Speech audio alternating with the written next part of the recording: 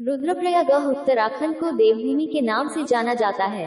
देवभूमि उत्तराखंड में प्रसिद्ध 4 धामों में केदारनाथ, बद्रीनाथ, गंगोत्री एवं यमुनोत्री हैं, जहां ग्रीष्मकाल में देश विदेश से श्रद्धालुओं का आना जाना लगा रहता है। देवभूमि उत्तराखंड में रुद्रप्रयाग जिला मुख्यालय ऐसा मुख्य द्वार है, जहां से भगवान बद्रीनाथ और केदारनाथ के दर्शनों के लिए भक्त निकलते हैं। रुद्रप्रयाग में अलकनंदा व मंदाकिनी का संगम है और भगवान रुद्रनाथ का मंदिर होने के कारण इस स्थान का रुद्रप्रयाग पड़ा है। भगवान केदारनाथ और बद्रीनाथ की यात्रा पर जाने वाले तीर्थयात्री संगम के दर्शन करने को जरूर पहुंचते हैं।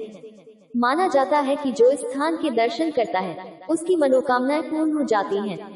केदारनाथ से मंदाकिनी निकलती है तो बद्रीनाथ से अलकनंदा नदी आती है।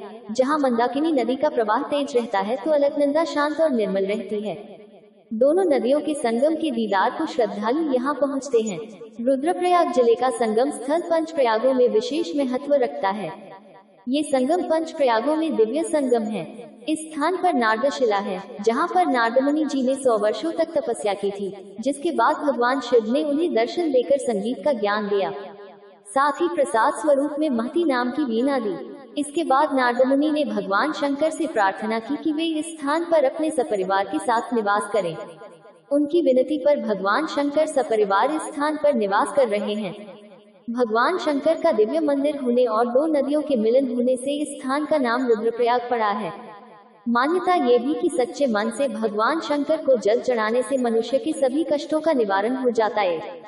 इस स्थान पर मां चंडिका का मंदिर भी है। शाम को यहाँ गंगा आरती की जाती है। इंट्रो।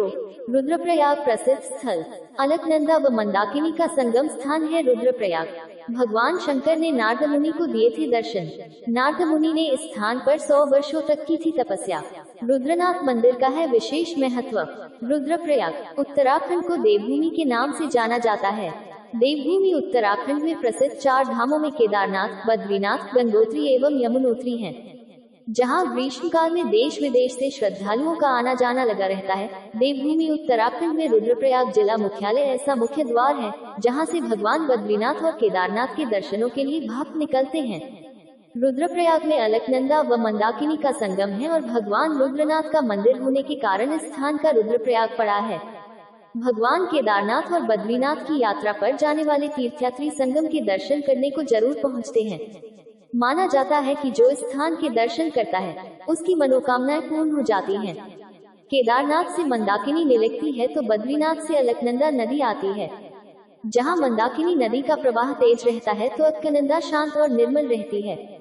दोनों नदियों के संगम के दीदार को श्रद्धालु यहाँ पहुँचते हैं। बौढ़ी। रुद्रप्रयाग जिले का संगम स्थल पंच प्रयागों में विशेष महत्व रखता है। ये संगम पंच प्रयागों में दिव्य संगम है। इस स्थान पर नारदशिला है, जहाँ पर नारद मुनि जी ने 100 वर्षों तक तपस्या की थी, जिसके बाद भगवान शिव ने उन्हें दर्शन देकर संगीत का ज्ञान दिया। साथ ही प्रसाद स्वरूप में महती नाम की वीणा दी। इसके बाद नारद मुनि ने भगवान शंकर से प्रार्थना की वे इस स्थान पर अपने सपरिवार के साथ निवास करें। उनकी विनती पर भगवान शंकर सपरिवार इस स्थान पर निवास कर रहे हैं। भगवान शंकर का दिव्य मंदिर होने और 2 नदियों के मिलन होने से इस स्थान का नाम रुद्रप्रयाग पड़ा है। मान्यता ये भी कि सच्चे मन से भगवान शंकर को जल चढ़ाने से मनुष्य के सभी कष्टों का निवारण हो जाता है। इस स्थान पर मां चंडिका का मंदिर भी है, जबकि हर शाम को यहाँ पर स्थानीय लोगों की ओर